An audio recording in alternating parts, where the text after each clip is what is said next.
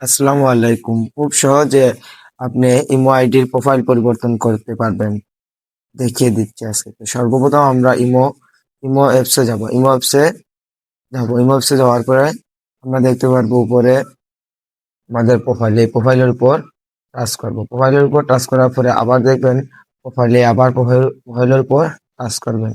Touch করার পরে আপনি দুটি অপশন দেখতে পারবেন, একটা হলো গিয়ে এডিট অপশন, আর একটা হলো আবার তোমার প্রোফাইল দেখবেন। আপনি যদি চান এডিট অপশনে টাচ করতেন তাহলে এডিট অপশনে টাচ করতে পারবেন, আর আপনি যদি চান প্রোফাইলের উপর টাচ করতেন তাহলে প্রোফাইলের উপর টাচ করবেন। তো আমি প্রোফাইলের উপর টাচ করব। প্রোফাইলের উপর টাচ করার পরে আবার দেখতে পারবেন এই উপরে আর কি ক্যামেরা, এই ক্যামেরার উপর টাচ করবেন। ক্যামেরার উপর টাচ করার পরে দেখবেন তিনটা অপশন আইছে।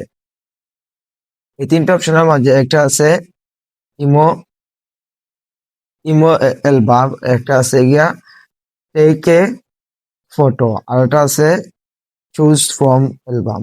এখন এটার মধ্যে হচ্ছে গিয়া টেক এ ফটো হইলে গিয়া সরাসরি ক্যামেরা চলে আসবে, আর ইমো অ্যালবাম হচ্ছে গিয়া ইমো কিছু এই যে থাকবে আর কি, ইমোজি থাকবে কার্টুনের, এগুলো আর কি সেট করতে পারবেন। আর যদি চান না আপনি আপনার গ্যালারি থেকে এই ফটো নিয়ে বসাবেন তাহলে চুজ ফ্রম অ্যালবামের উপর টাচ করবেন। তো আমি চুজ ফ্রম অ্যালবামের উপর টাচ করবো। টাচ করার পরে সাথে সাথে আমার গ্যালারিতে নিয়ে আসবো। আমি গ্যালারি থেকে আমার চয়েস মতো একটা ছবি দিয়ে দেবো।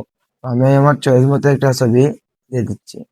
তারপরে এটা আমি সঠিক জায়গায় বসাবো। বসানোর পরে এটা টিক চিহ্ন মারবো। টিক চিহ্ন দেওয়ার পরে সাথে সাথে আমার এটা বসিয়ে যাবে। দেখতে পাচ্ছেন আমার এই ইমো প্রোফাইলটা পরিবর্তন হয়ে গেছে। যদি ভিডিওটা ভালো লাগে তাহলে লাইক কমেন্ট শেয়ার করে যাবেন। ধন্যবাদ।